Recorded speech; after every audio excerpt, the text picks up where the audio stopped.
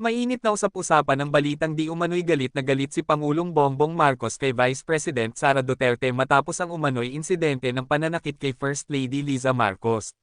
Bagamat walang opisyal na pahayag mula sa magkabilang kampo, maraming netizens ang nag-aabang sa magiging tugon ng Malacanang ukol sa isyong ito. May katotohanan kaya ang mga balitang ito, o isa lamang itong haka-haka?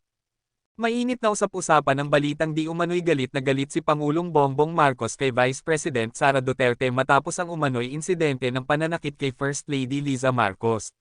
Bagamat walang opisyal na pahayag mula sa magkabilang kampo, maraming netizens ang nag-aabang sa magiging tugon ng Malacanang ukol sa isyong ito.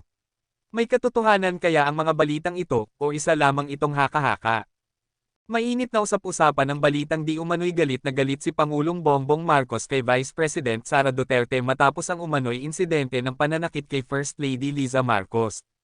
Bagamat walang opisyal na pahayag mula sa magkabilang kampo, maraming netizens ang nag-aabang sa magiging tugon ng Malacanang ukol sa isyong ito.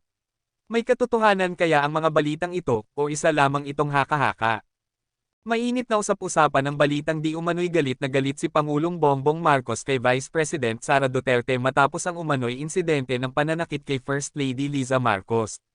Bagamat walang opisyal na pahayag mula sa magkabilang kampo, maraming netizens ang nag-aabang sa magiging tugon ng Malacanang ukol sa isyong ito. May katotohanan kaya ang mga balitang ito, o isa lamang itong haka-haka?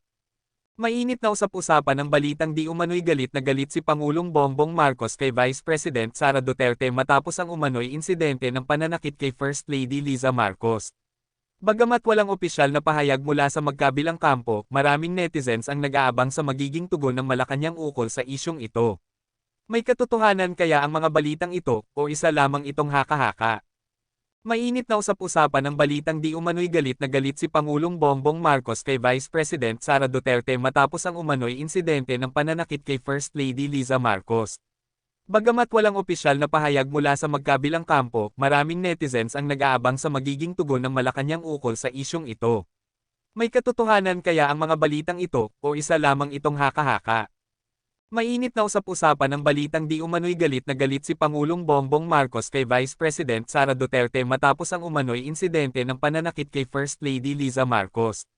Bagamat walang opisyal na pahayag mula sa magkabilang kampo, maraming netizens ang nag-aabang sa magiging tugon ng Malacanang ukol sa isyong ito. May katotohanan kaya ang mga balitang ito, o isa lamang itong haka-haka?